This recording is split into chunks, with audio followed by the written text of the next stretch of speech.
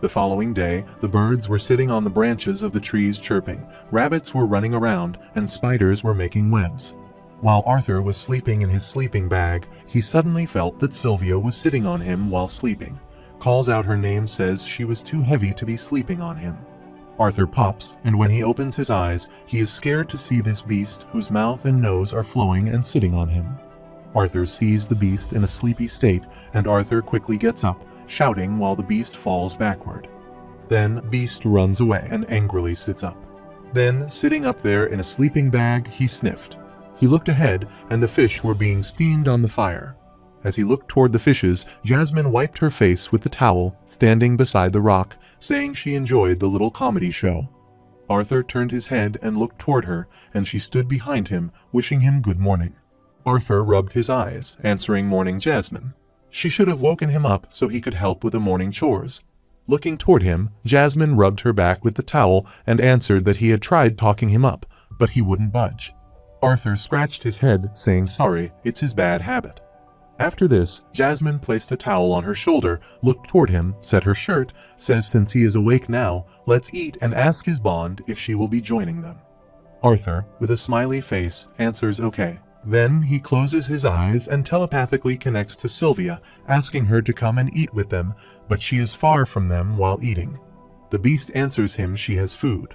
As she was tearing the beast apart and eating them, the other beast was fearfully looking toward her. After this, Arthur, with a sad facial expression, said he thought she was okay, and Jasmine stood behind and surprisingly looked toward him. However, both of them finished their meal. Arthur gets up, wears his clothes, puts his shirt under his chin, and sets his belt, asking where to go. While setting her belt, she stood her back to him, and Jasmine answered that part of why she brought him to this place was to spar with him. Hears Arthur lower his shirt and surprisingly looks toward her, asking spar. She turns her eyes toward him to answer, noticing his fighting style sometimes seems awakened. Like he knows it in his head, but his body doesn't listen to him saying this. She remembers the time when he was fighting with Caspian. Arthur's head down, he closes his eyes and scratches his head, answering a good idea. Then he heads up and looks toward her, asking what kind of sparring she has in mind. Jasmine turned and, looking toward him, took out her dagger from the belt. She answered that she needed to know his physical limits before taking missions on dungeon runs. So, restrict his mana usage and only use it to dull his blade. Arthur attentively listened to her, then turned and extended his hand to grab his sword, answering got it. As he extended his sword toward his sword, she asked him to use his other sword. Hears Arthur stop there and his eyes wide open in surprise. Then, surprisingly, he turns his head, asking how she knew it was a sword. She stood behind him and answered well, saying he was too practical to carry a wooden stick without reason. He heard Arthur turn his head and press his lips, then extend his hand and grab his sword, asking if he should spar there. However, Jasmine moves her head, answering and following her. Arthur steps toward her, and she stands ahead of him, holding her daggers, and looks toward him. Arthur, stepping toward her and taking out his transparent sword from the holder, sees she surprisingly thinks it's a sword. As they are both on the ground, Arthur strikes his sword, asking ready, when she is looking toward him to press her lips. Then, turn and swung her dagger, answering yes. Arthur, swinging his sword, looks toward her, thinking how long it has been since he has fought without strengthening himself with mana. Also, a white aura came out of his mouth. Arthur, holding his sword, ran toward her. He strikes his sword, and his sword clans with her daggers, and she, holding the dagger in her hand, quickly moves backward. Then she jumps toward him and strikes her dagger, but in time, Arthur moves down, and the dagger passes over him. Arthur extends his hand to stab the sword, but Jasmine moves aside, and the sword passes by her. She moves upward and extends her hand to attack him with the dagger. Arthur stood beside her head and looked toward the dagger coming toward him, thinking his spar with Jasmine confirmed his fears after his fight against Caspian. Arthur quickly steps aside and extends his hand, holding the sword holder. The dagger clanks with the sword holder. The sword holder slipped from his hand and fell to the ground. Jasmine quickly moved to attack him. However, Arthur strikes his sword to attack, and Jasmine also strikes her dagger. Both weapons clank. Arthur quickly stepped backward and noticed her move. She ran toward him and struck her dagger as the fight continued. While fighting, Arthur thought, while nearby, obsessed with honing the new and marvelousness that was magic. He had grown complacent in his skills as a swordsman since coming to this world. Jasmine runs toward him to attack while Arthur falls backward. Placing his sword before him, she twists the dagger, sets it, and moves it toward Arthur. She extends her hand to stab that dagger into him. But before this happened, Arthur quickly pushed aside, and the dagger passed by his arm. However, Arthur starts sweating. She extends her hand and strikes her dagger to attack him on his legs. Arthur quickly stepped backward and struck his sword, which rattled with the dagger. Arthur was profusely sweating, and with a puffy breath, he felt that water surrounded him. And he stands in the water, jumping to fight, and the water splashes on him. Arthur, profusely sweating, stands in the water and strikes his sword. Thinking his prowess in magic had now become a crutch that he leaned too heavily on, it had merely masked his restrictions and shortcomings. After this, Arthur thuds on the ground and puts his sword on the ground, sighing, saying she won. Jasmine stood before him, put her dagger in the belt, and looked toward him. She answered that his physique needed improvement, and his movements were sometimes awkward. But he made up for it with precise technique. Then she closed her eyes, saying his intuition and reflexes were almost scary. Arthur, exhausted, lies on the ground. Then he turns his eyes, looks at her, and says thanks, but he knows she is going easy on him. However, she puts her index finger on her head, surprisingly looks toward him, and asks for scary intuition, but Arthur chuckles. After this, she steps toward him and says he will naturally get stronger during missions and dungeon dives, even while using magic. And once he becomes a teen, he, with the help of his sword, gets up and adds his point that's too long. Then Arthur looks toward his hand and says he is several years ahead in mana manipulation, so he will focus solely on sword fighting without relying on mana. Here's she surprisingly asks if he wants to go to the dungeon without using mana, even with that sort of reckless experience. It takes decades for a warrior to master swordsmanship. She knows he is good, but Arthur adds his point 2 years later. Then, while sweating, he looks up, turns his head, and looks toward her, saying that's all he needs. 2 years later, in a cafe, birds were chirping outside, people were chattering, and the lady waiter served food to the people there. Kegel thuds the wine glass on the table and picks the grapes from the bowl, asking his friend if he heard the rumor. His friend named Termin angrily thuds the wine glass on the table with one hand and hits his fist on the table with his other hand, saying Kegel, if he is talking about that famous masked swordsman, he says it's all bullshit. Meanwhile, a guy sitting next to them turns his head, laughs, and adds his point. No, it's true. Then he turns his chair to them, and looking toward Termin, says an acquaintance of his supposedly once teamed with him. He is traveling with Jasmine Flamesworth and is short, so it's hard to miss him. They were discussing Arthur while the two guys in the cafe behind were fighting, and the girl standing beside them was enjoying their fight. Hearing this, Termin angrily smirked, asking that guy what his so-called acquaintance had said about him. The guy smiles, answering that he thinks the rumors are true, then pinches, saying he is not a mage. Termin abuses him, then moves forward and looks into that guy's eyes, splats on him, and abuses him. The guy, silently looking into his eyes, makes an angry face. Then Termin angrily moves backward on his chair, saying that the masked swordsman is an augmenter and the rumors are exaggerated. Then he asks if he has heard some of the stories about him. On the other side, Kegel gives that guy the napkin to wipe his face. The guy taking the napkin angrily turns his eyes and looks toward Termin. After this, Kegel says there was even a rumor that he cleared a dungeon alone.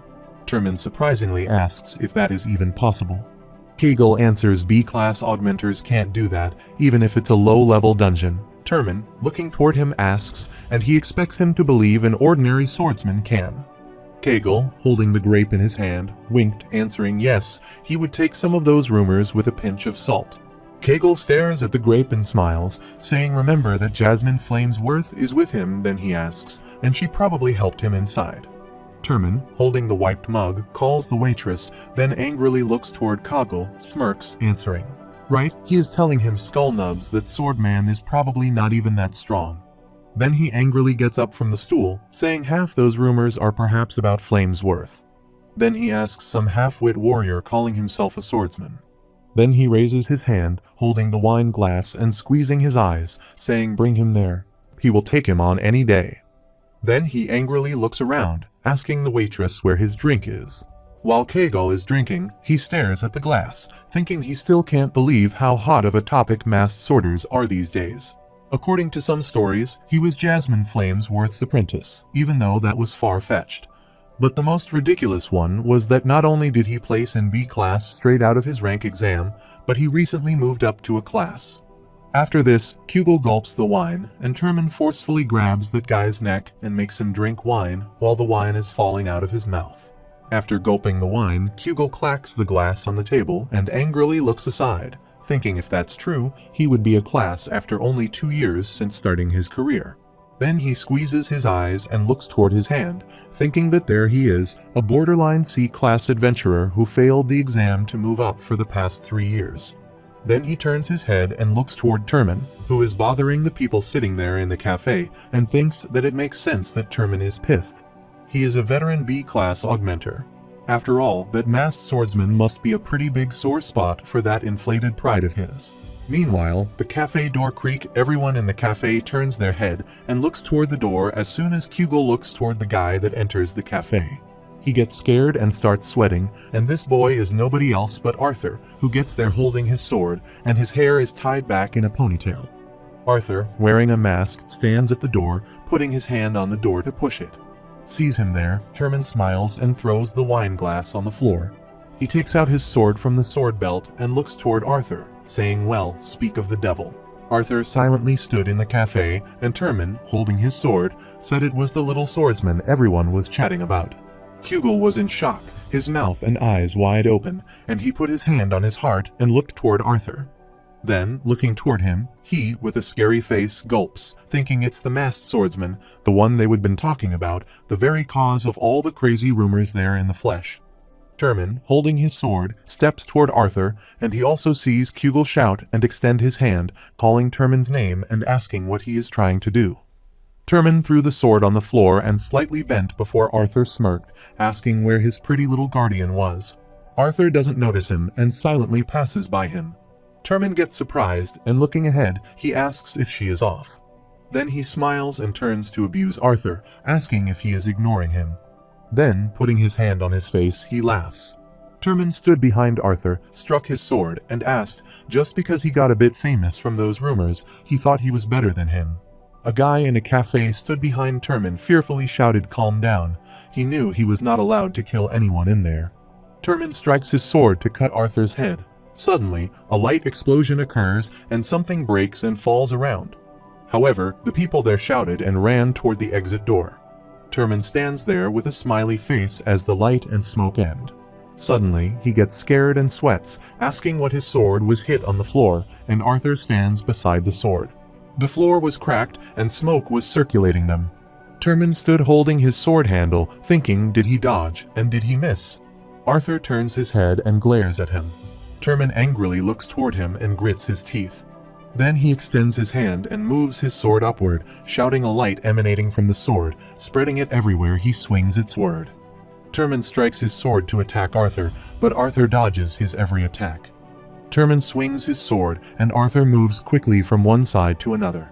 After a while, when Arthur stops at one place, Termin swings his sword to attack him, asking if he is dodging all he has got. Arthur looks toward him, and a bright aura starts emerging from his eyes. Suddenly, something gets slashed, and blood drops fall on Arthur's mask and cut his fingers and blood falls. Sees Kugel surprisingly shout, and the guy whom Termin was teasing looks, and bloody severed fingers fall to the floor. Termin screamed because his hand's fingers were cut, and blood was flowing from his hand. He was crying. His nose, eyes, and mouth were flowing, and he, holding his hand, looked toward his cut fingers. While Arthur stands before him and steps on his sword, lying on the floor, Termin, crying, looks toward Arthur, asking how he dares. However, a bright purple aura emerged from Arthur's body, and he stepped on Termin's sword and stood before him, while the people in the cafe fearfully stood behind him. Kugel gulps, thinking, what is this pressure?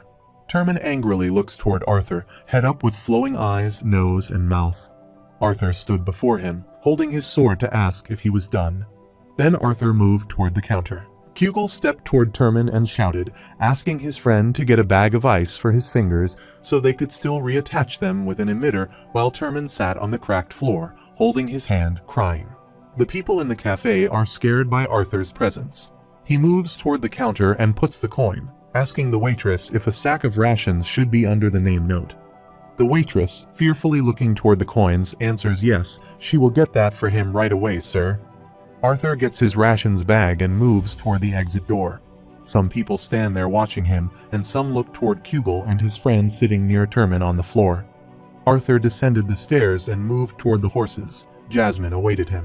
Looking toward him, she asked what had taken him so long that he had gotten near his horse and attacked the rations pack with the sitting belt. She answered that the waitress took a while to find the rations. Jasmine stood beside her horse, looking toward him and asking why blood was on his mask. Arthur took off his mask to check it. Then, while checking it, he set his hair, answering that no permanent damage had been done. However, both of them move toward the dungeon on their horses, passing through mountains and meadows where some animals are grazing. And the movement of the horses, those animals retreat, and the horses pass by. While on the way, Arthur, wearing a mask and sitting on the horse, writes a letter to his family. In the letter, he writes to his dear mother and father. He will probably be inside the dungeon when they read this. He knows he has not visited as often these past few weeks, so please wait longer for him. Then he asks if they can believe it's already been over 2 years since he joined Xyrus Academy and explored different dungeons with Jasmine. Then he writes he still can't believe that Lilia has awakened. Uncle Vincent is probably super excited, but don't let him go overboard on hiring tutors for Lilia. Let her train at her own pace before she starts at Xyrus, and it's weird to think that she will be his senior in school. Furthermore, he writes he and Jasmine are doing well. He is even more potent than the last time he almost beat his father in arm wrestling.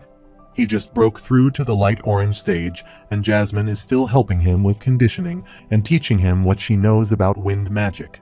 While he has been teaching her some better blade techniques, and like they had promised, this will be his last adventure trip before he starts school in a few weeks. Moreover, he writes that he will see them soon and loves them a lot. After completing the letter, he folds the paper. She sees Jasmine sit on her horse, turns her head, and finishes writing. He puts the letter in his pocket and answers yes.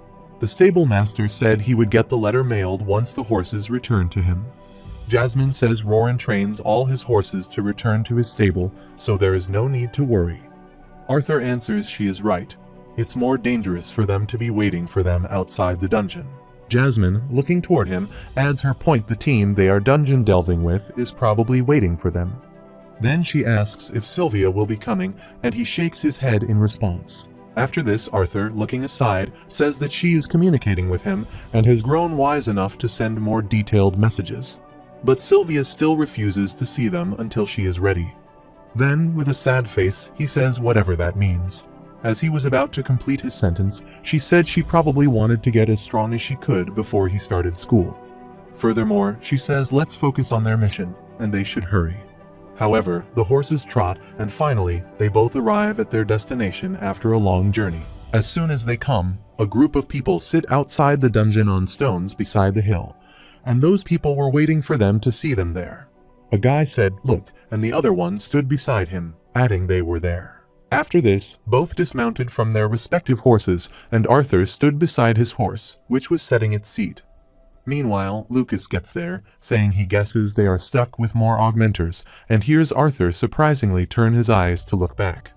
As he sees Lucas standing there, placing his spear on his shoulder and looking toward him, Arthur thinks of this kid again.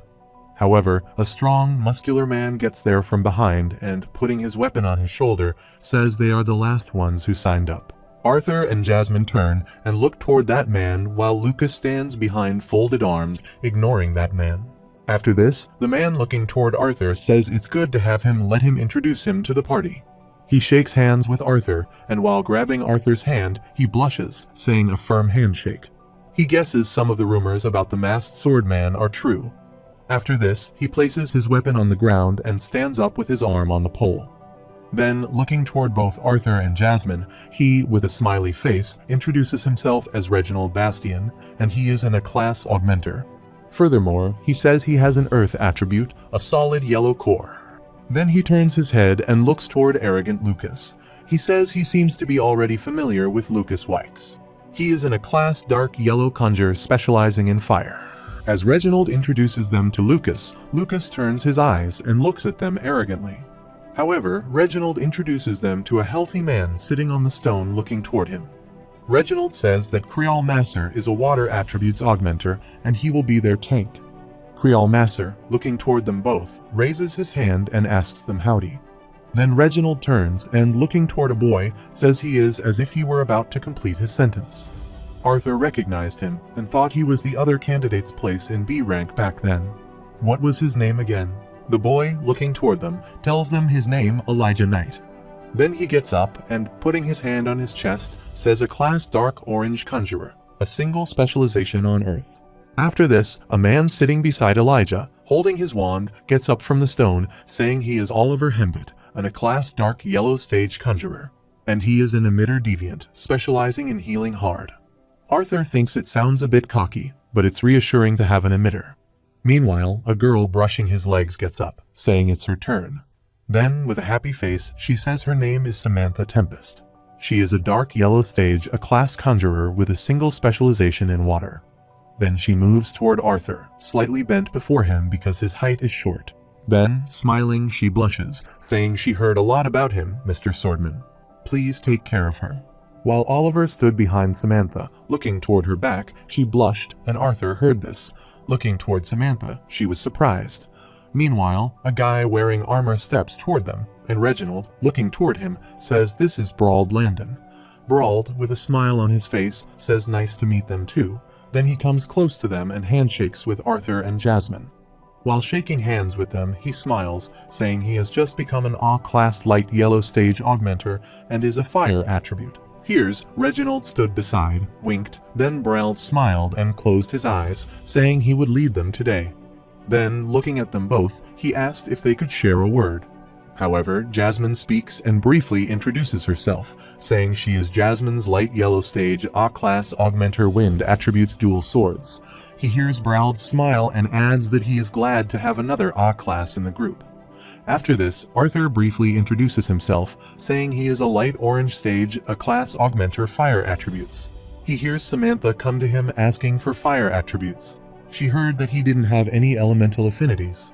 Arthur answered that he hadn't been using his magic for personal reasons, and she stood beside him, looking toward him, and said she had seen it.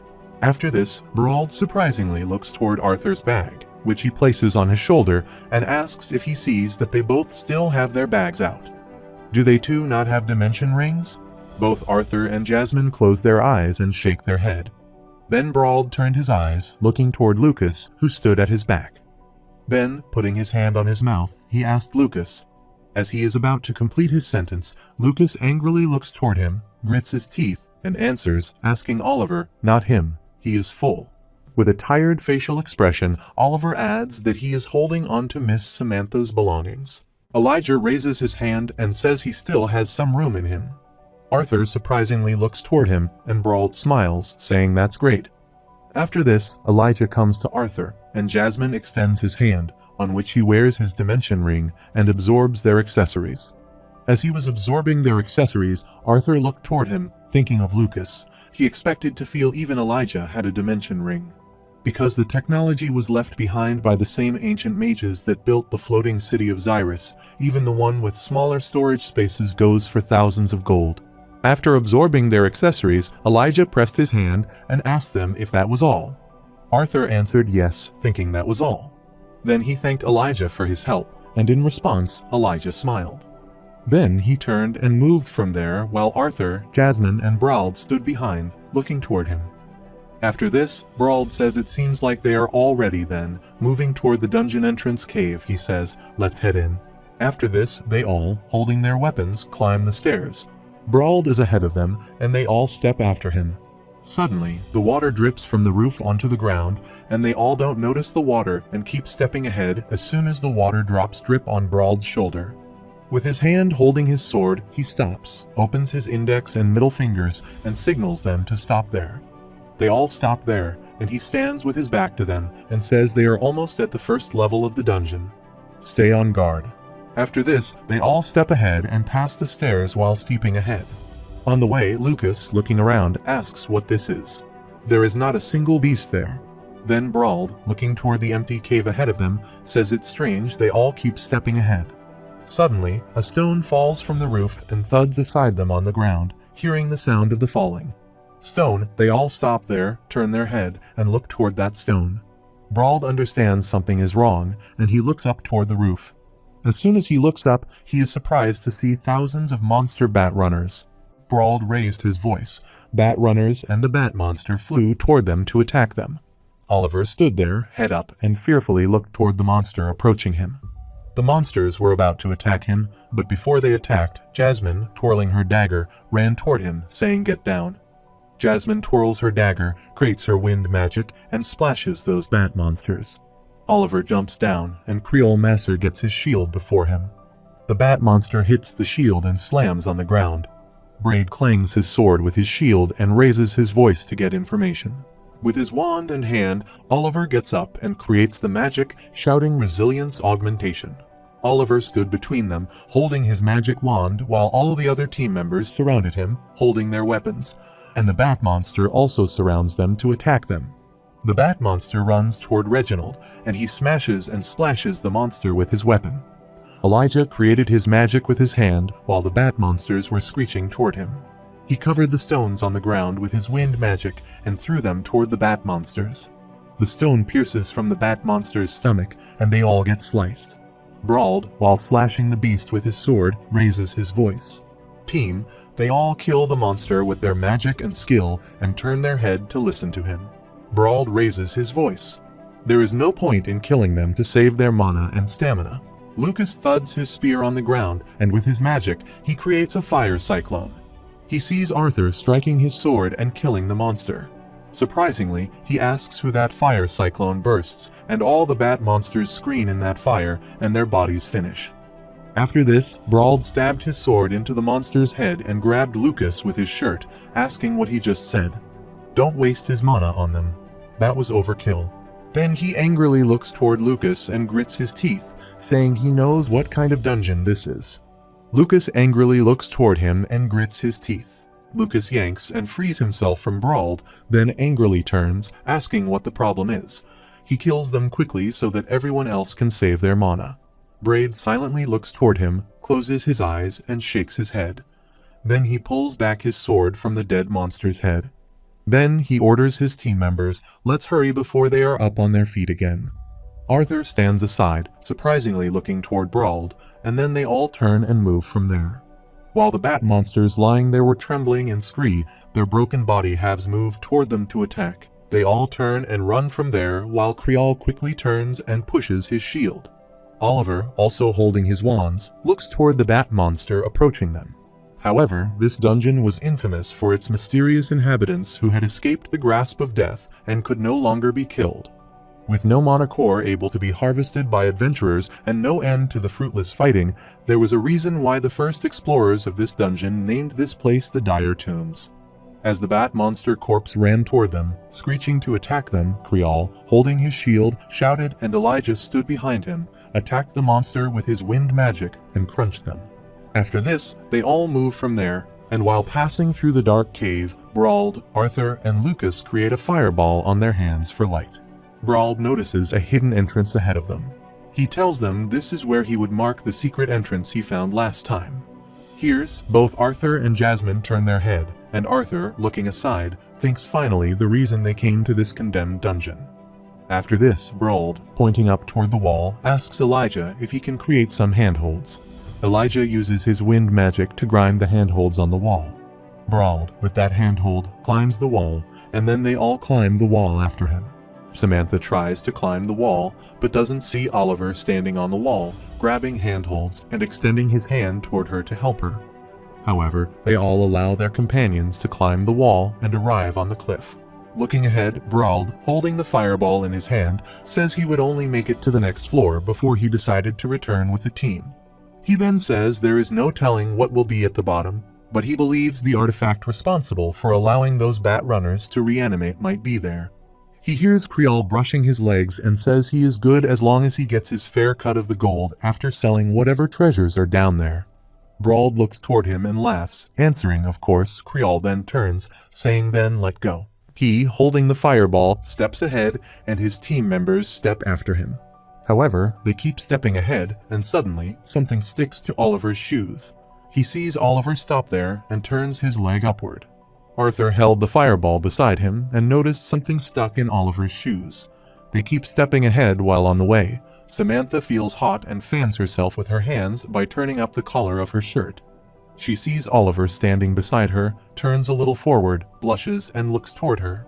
Then they turn and step ahead, following their leader. Suddenly, on the way, Arthur grabs Samantha from behind and pushes her backward toward Oliver, and he grabs her by her waist. Arthur stood ahead, struck his sword, and hit the things coming toward Samantha. Sees Oliver, and Samantha is surprised. Samantha turns her eyes and looks toward the thing stabbed in the stone. Brauld and Reginald stop there, turn their head, and look toward that thing. Reginald turns and angrily looks toward Brauld, asking why he didn't warn them about the traps there. Brauld answered there weren't any traps when he came there. Also, he was sweating due to the fireball that he had created in his hand. Looking toward Samantha, Oliver puts his hand on her shoulder and asks if she is hurt and if she needs him to heal her. She turns her head and answers that she is okay. Then she looks toward Arthur, who takes that thing from the stone. He holds that thing in his hand and stares at it, saying it isn't a trap. It was a mana beast. Here Samantha was impressed by Arthur, and Oliver stood beside her and was surprised. While the other team members looking toward Arthur remain silent, then Brauld, looking toward the cave ahead of them, says, "Let's stay alert, everyone." However, they start their journey from there and step ahead.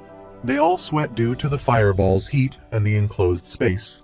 After this, they all arrive near the heated area, and because of the heat of the place, Oliver and Samantha put their hand over their faces. Arthur stands silently, looks ahead, and Brauld says they are there, but something is wrong. Lucas Fleer Brauld adds his point, asking to let him guess it wasn't this hot last time. Brauld, looking ahead, answers no, it's not that. While Arthur looked ahead, he thought he felt it, not the smoldering heat, but the powerful pressure spilling out ahead. However, they all move from there and get near the cave, and inside that area, the heat pressure spills out from the ground. They enter the cave. Suddenly, the ground starts rumbling, and they all get surprised, and Reginald shouts what is happening now. Brauld raises his voice. He doesn't know if the ground began rumbling fast, and suddenly, from the ground, a monster spurts out. They see the giant monster before them, and they get scared. Oliver starts to peel in fear, and then fearfully asks what this is. Brauld raises his voice. Creole and Creole jump, lifting his shield. He thud his shield on the ground, and water fell on the ground and spread around there. Then that water turned into a magic shield, which covered them. They all stood under the magic water shield. The monster screams, and Creole, holding his shield, asks if this thing is there. The last time Brauld answered no, it wasn't. He heard Creole say it doesn't make sense for a new mana beast species to enter a dungeon like this. The monster swooped and passed over the shield and saw Brauld shout incoming, but he is surprised to see the beast pass over the shield and return to the ground. However, the water shield crashes and Elijah, looking toward the monster returning to the ground, says it doesn't seem to be after them. Arthur hears this all silently and stands there, and Oliver coughs and clears his throat, asking if they will stand around and watch the worm dig. Further, he asks if they are going to get that artifact. Oliver steps ahead toward Samantha, saying Miss Samantha follows closely behind him. While he has little patience for the others, he would happily protect her. Sees Brauld shout and ask him to get back there, and Samantha fearfully answers Oliver. She doesn't think that's a good idea. Oliver alone steps ahead and sees Brauld standing behind with other team members, shouting they need to assess what's happening before they cross more profoundly into the cavern. Oliver doesn't listen to anyone and moves toward the dark cave, while Brauld, stepping toward him, calls out his name and asks him to stop there. Arthur stood behind them and felt something strange near them on the ground. Arthur understood what was going to happen. He jumps and looks toward Lucas and calls his name. Lucas turns his head and looks toward him, and Arthur asks him to cast a heatwave barrier. Then Arthur jumps toward Brauld and grabs him by his back. Brauld is surprised. Arthur drags him backward, ordering Lucas now, and on Arthur's order, Lucas grits his teeth and, with his magic, casts a heatwave barrier. However, they all stood under the barrier while Oliver alone stood outside the barrier, turned his head, and looked toward him while Brauld sat under the barrier call Oliver's name. Arthur asks Lucas to cast a barrier around Oliver, but before they protect Oliver, a firestorm spreads there, and he sinks into that storm. That fire destroyed the whole place, and only the heat wave barrier survived. Bullets hit the barrier, and the heat barrier got a hole. However, Samantha, with her magic, created the water barrier there and ended that firestorm. A rainbow appears over their heat wave barrier when the firestorm ends and water drips. As everything gets normal, they all get shocked and shout to see Oliver's skeleton lying on the ground before them and smoke emerging from his body. Also, the green gem lies beside the skeleton.